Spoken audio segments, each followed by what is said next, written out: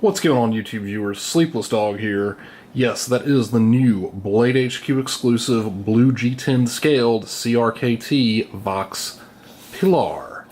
It's here. It is Wednesday, May 2nd, 2018. These were just on the site Friday. Ordered it then. Right as, like within an hour or two of them hitting the site. So, got the order in, Blade HQ, sent it out. Got here today.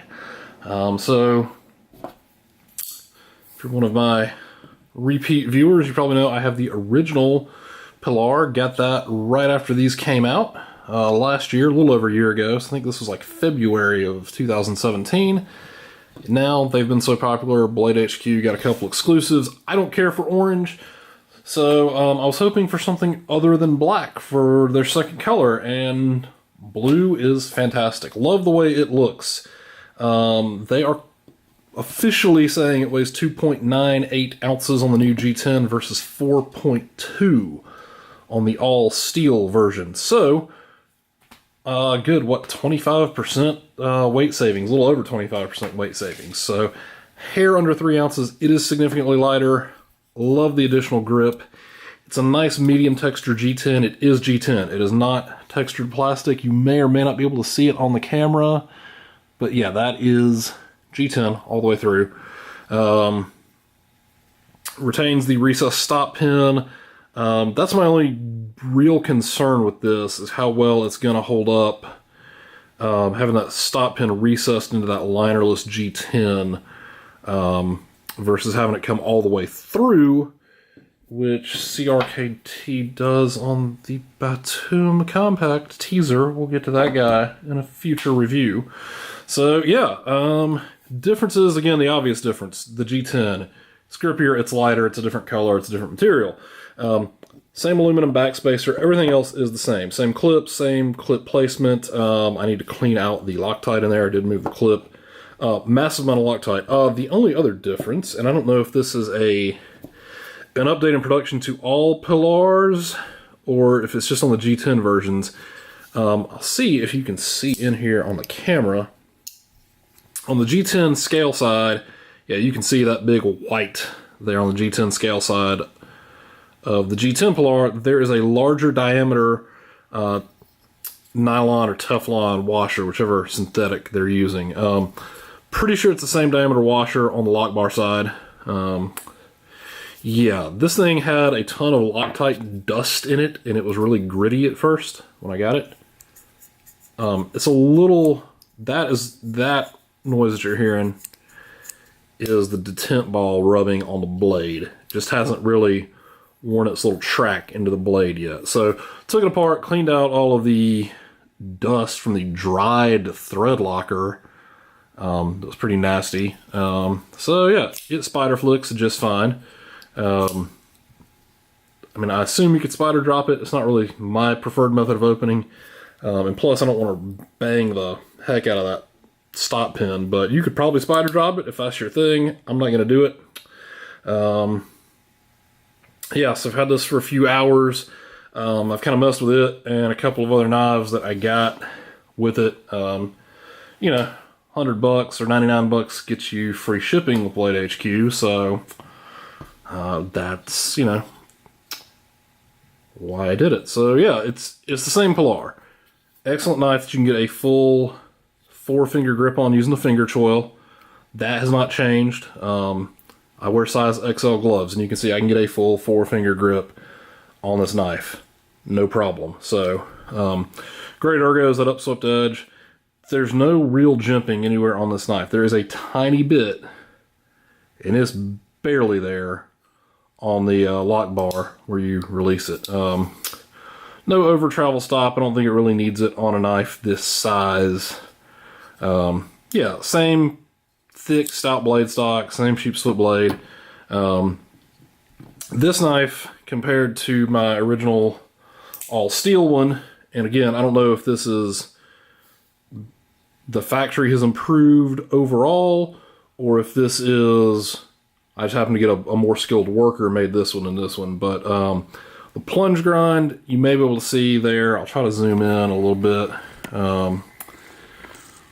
yeah, you should be able to see that with me zooming in here. The plunge grind is much cleaner on this knife. You can see it kind of has a double step here on the all steel one. Much cleaner plunge grind. Cleaner overall grinds on this one. Just a little bit cleaner grinds. Again, on the back side, plunge grind was also a little cleaner. At least, yeah, you can see there. Kind of got this two-step plunge grind going on. Versus just a nice single clean plunge grind there. Model number 5311 GB, which I assume is G10 blue. Wouldn't make sense for G10 Blade HQ because that'd be the same model number on the orange. I assume the oranges are GO. That is pretty much it. You know, these are just great little knives that are inexpensive. I think the all metal ones run around 28, 29 bucks. I didn't look exactly when I got there, when I started this video. This guy's 35, either this color blue, or you can now get the orange G10 with a black wash blade. I don't like orange. Other people love it, but hey, good thing they gave us a choice. So really liking the increased grip, the lighter weight. Really makes this knife just that much better.